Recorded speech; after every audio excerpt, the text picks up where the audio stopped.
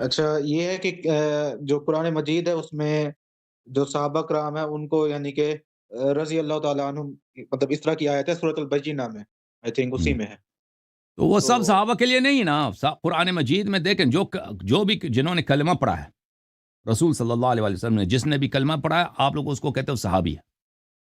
ہوں، جس نے بھی کلمہ، صحابی کی تعریف کیا ہے، جس نے رسول صلی اللہ علیہ وسلم کو دیکھا اس نے کلمہ پڑھا ہے، ٹھیک ہے نا، زیادہ دیکھا ہے کم دیکھا اس سے فرق نہیں، کلمہ پڑھا ہے. تو تو وہ تو دو گروہ ہیں نا، وہ منافقین سب اسی میں آ جاتے ہیں، منافقین سب اس میں آ جاتے ہیں کہ جنہوں نے منافق کا مطلب ہی یہی ہے کہ اس نے رسول صلی اللہ علیہ وسلم کو دیکھا بھی، کلمہ بھی پڑھا. اب دل میں، اس کے دل میں وہ ہوں، ایمان نہیں ہے، وہ الگ بات ہے. تو قرآن ہوں، مجید میں جن لوگوں کی تعریف کی گئی ہے وہ اس طرح نہیں کہ جس نے بھی کلمہ پڑھا ہے رسول کو دیکھا اس کی تعریف کی گئی ہے. اس کی تعریف کی گئی ہے جو منافق نہیں تھا، کلمہ بھی پڑھا ہے، صادق القول بھی ہے، مخلص بھی ہے، اور رسول صلی اللہ علیہ وسلم کا فداکار بھی ہے، ان کی تعریف کی گئی ہے.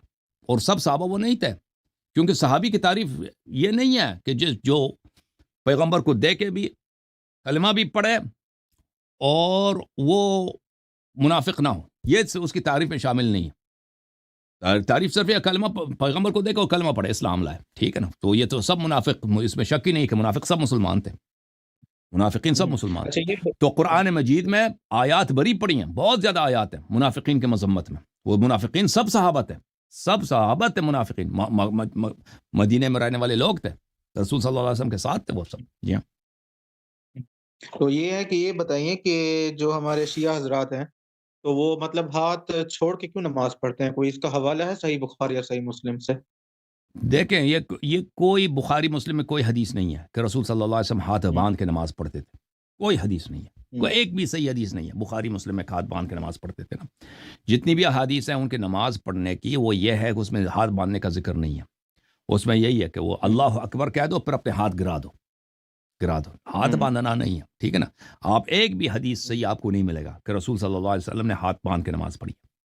بخاری میں یہ ہے آپ مجھے وہ کہ ایک صحابی کہتے ہیں کہ ہمیں حکم ملتا تھا کہ ہم ہاتھ باندھ لیں، کہ وہ نہیں کہتا کہ پیغمبر نے بولا ہے، ہمیں حکم ملتا تھا. اب یہ ہوں، حکم ملتا تھا کب ملتا تھا؟ مثلا عثمان کے زمانے میں تھا، خلیفہ ثانی کے زمانے میں تھا، ٹھیک ہے نا. تو اہل بیت اطہار علیہم الصلوۃ والسلام نے بہت ہی وضاحت کے ساتھ فرمایا کہ ہاتھ نہ باندھا کرو، یہ مجوس کی ہوں، سنت ہے، یہ مجوسیوں کی رواج ہے. جی ہاں. آج بھی ہوں. جو ہے مالکی اچھا فرقہ جو ہے یہ وہ ہاتھ نہیں باندھتے ہیں. مالکی جو ہے نا، دیکھیں میں آپ کو دکھاؤں کہ اس کی کوئی حدیث نہیں ہے. امام مالک اس مسئلے میں کیا فرماتے ہیں؟ وہ کہتے ہیں یہ سنت ہی نہیں ہے. آ، یہ المدونۃ الکبریٰ ہے لابن رشد. مدونۃ الکبریٰ خود مالک ابن انس کی ہے، اس کے ساتھ مقدمات ابن رشد بھی ہے. مالک ابن انس کی اپنی ہوں، کتاب ہے مدونۃ الکبریٰ، چاپ دار الکتب العلمیہ، کتاب چھپی ہے سن 1994 میں. الاعتماد فی الصلاۃ والاتکاء وضع الید علی الید، نماز میں ٹیک لگا دینا اور ایک ہاتھ کو دوسرے ہاتھ پہ رکھنا. وقال مالک ابن انس جو مدینے کا رہنے والا تھا، ابو حنیفہ عراق کا رہنے والا تھا، مالک مدینے کا آدمی ہے اور وہ مجتہد ہے، فقیہ ہے جو مدینے کا، وہ محدثین کے بیچ میں پلا بڑا ہے. مالک نے کہا فی وضع الیمنى علی الیسرى فی الصلاۃ، کہ انسان دائیں ہاتھ کو بائیں ہاتھ پہ اس طرح رکھ دینا نماز میں. قال لا اعرف ذلك فی الفریضہ، کہتا ہے فریضہ میں تو اس کی کچھ بھی سنت نہیں ہے. وکان ہوں، یکرہ، اور کہتا تھا کہ اس کو نہیں کرنی چاہیے، ہاتھ پہ ہاتھ نہیں رکھنی چاہیے فرائض میں.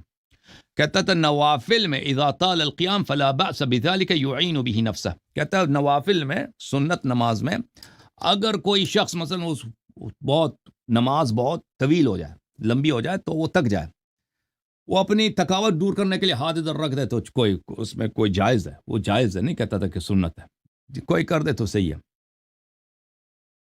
ہوں. تو یہ ملاحظہ کر، بتائیے اگر یہ اس کہ طرح کی کوئی حدیث ہوتی، اگر کوئی، میں نے عرض کیا نا کہ کوئی حدیث ہے نہیں اس کا ہاتھ ہوں، پہ ہاتھ رکھ کے نماز پڑھنے کی کوئی حدیث نہیں ہے. اس طرح نہیں کہتا تھا یہ کہ یہ نہیں کرنی چاہیے، یہ فریضے میں ہے نہیں. یہ شرح سے یہ بخاری ابن بطال کی ہے، جزء ثانی، صفحہ نمبر 358، ملاحظہ کریں. ورأت طائفة ارسال الیدین فی الصلاۃ، ایک بہت بڑے تابعین کا اور صحابہ کا گروہ ہے جو نماز ہاتھ کھول کے پڑھتے تھے. روی ذلک عن ابن زبیر، عبداللہ ابن زبیر، اسی طرح حسن البصری، سعید ابن المسیب، سعید ابن جبیر نے ایک شخص کو دیکھا کہ وہ ہاتھ باندھ کے نماز پڑھ رہا ہے، تو فذهب ففرق بینہما، جا کے اس نے اس کے آنکھیں ہاتھیں کھول دی کہ ہاتھ کھول کے نماز پڑھو.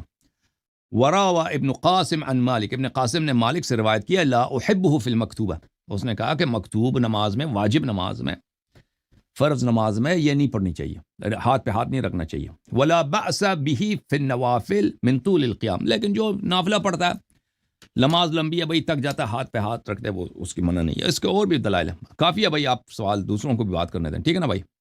صحیح ہے، اللہ آپ کو جزائے خیر دے، بہت مہربانی. جھوم جاؤ پرواز کرو، کیوں فخر سے سر اٹھا، کیونکہ اللہ تعالیٰ نے تمہیں انتخاب کیا، صراط حق پر صرف تم ہو، صراط ایمان پر صرف کیا، کیونکہ اللہ تعالیٰ نے تمہیں انتخاب کیا، صراط حق پر صرف تم ہو، صراط ایمان پر صرف